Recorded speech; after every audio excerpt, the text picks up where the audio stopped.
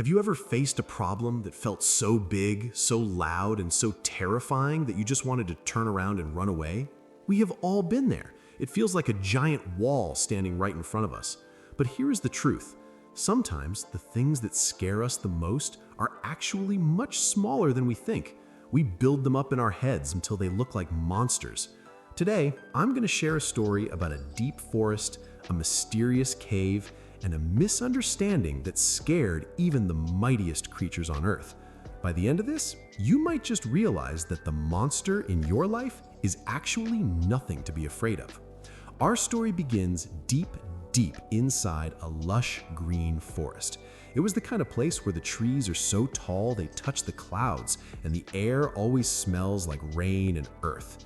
Hidden among these giant trees was a large, dark cave, and inside this cave lived a little rabbit. Now, this wasn't just any rabbit. He was known for having a heart of gold.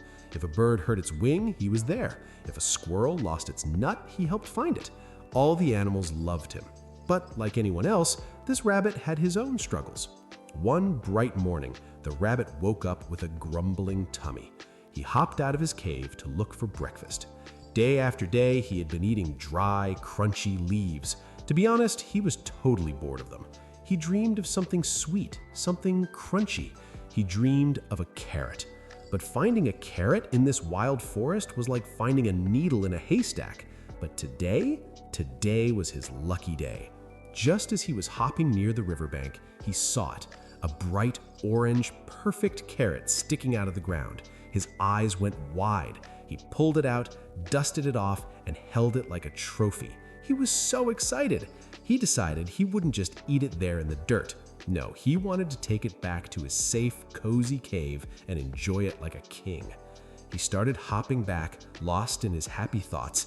He was imagining how good that first bite would be. But because he was daydreaming, he wasn't looking at his feet. Suddenly, whoosh! His foot slipped on some wet moss. The rabbit tumbled forward, barely catching himself on a tree root to stop from falling into the rushing river. He was safe, but his hands were empty. He looked down and saw his precious orange carrot bobbing in the water. He chased it along the bank, his heart pounding, but the current was too fast. He watched, heartbroken, as his breakfast floated away and disappeared over a tall waterfall. The poor rabbit was crushed. He was tired, hungry, and now totally defeated. With his ears drooping down, he slowly walked back to his cave. All he wanted to do was curl up and sleep the sadness away. But when he reached the mouth of his cave, he froze. The air felt different. It was cold. A strange feeling settled in his chest. He sniffed the air. Someone or something was inside his home. His voice shaking, the rabbit called out, Who is inside my cave?" Silence. He gathered a little bit of bravery and shouted louder, "Answer me! Who is there?" Suddenly, a booming voice boomed out from the darkness. It was loud, deep, and terrifying. It echoed against the stone walls like thunder.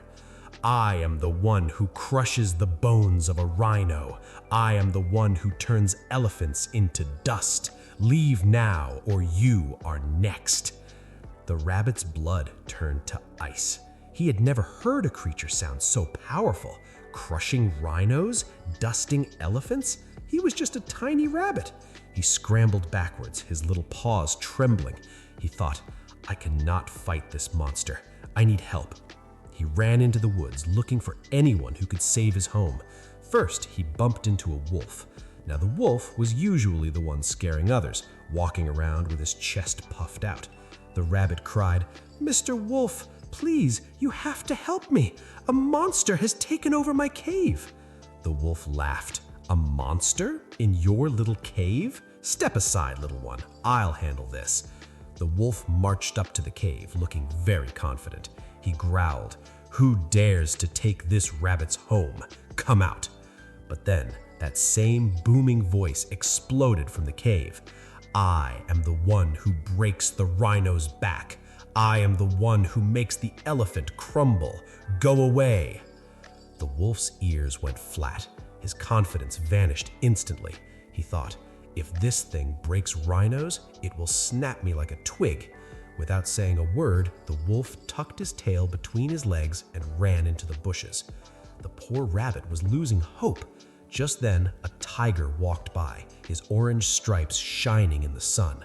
The rabbit explained everything, and the tiger, remembering how the rabbit had once helped him, nodded. "Do not worry," the tiger said.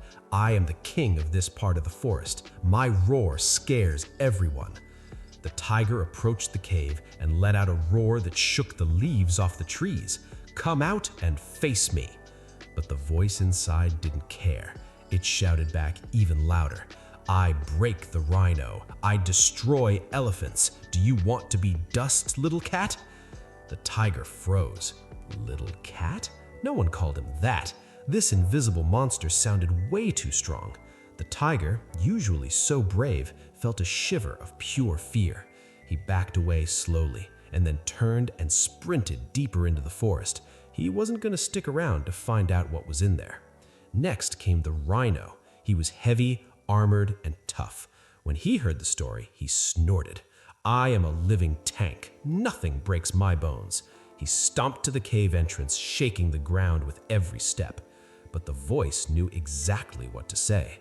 "Ah, a rhino. I was waiting for one of you. I am the one who snaps your bones like dry sticks." The rhino stopped mid-step. He started sweating. The voice sounded so sure, so massive. The rhino panicked. "Not my bones," he squealed, and he ran away faster than he had ever run in his life. Finally, the elephant arrived, the biggest animal in the forest. If anyone could solve this, it was him.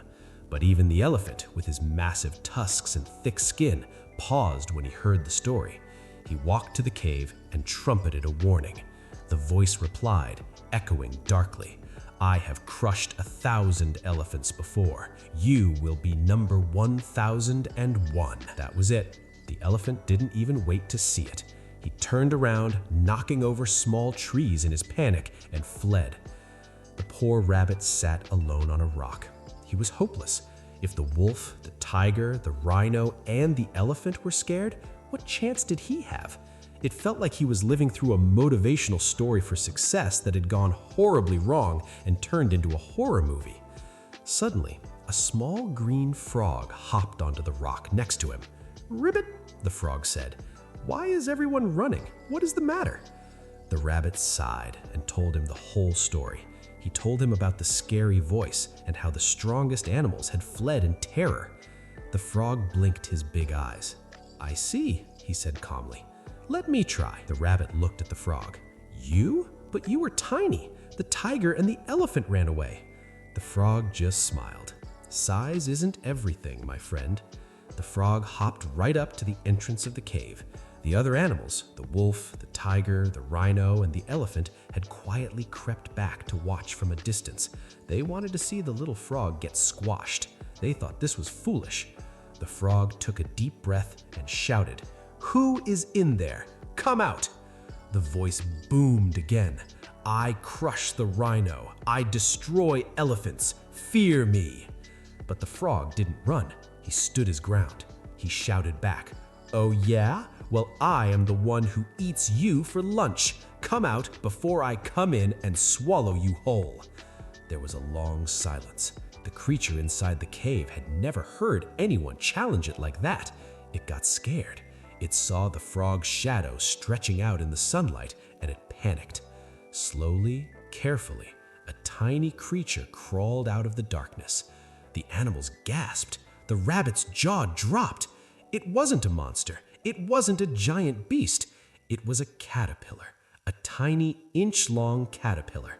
You see, the cave was shaped in a way that it created a perfect echo. When the tiny caterpillar spoke, the cave walls magnified his voice 100 times, making him sound like a giant. The tiger looked at the wolf, the elephant looked at the rhino, and then they all started laughing. They laughed so hard their bellies hurt. They had been terrified of a bug. This story is funny, but it teaches us something huge. First, ignoring a problem doesn't fix it. If the rabbit had checked inside immediately, he would have seen the caterpillar before the fear took over. Second, fear is often just an echo. Like the cave, our minds take small problems and amplify them until they look like monsters that can crush elephants. And third, never judge someone by their size.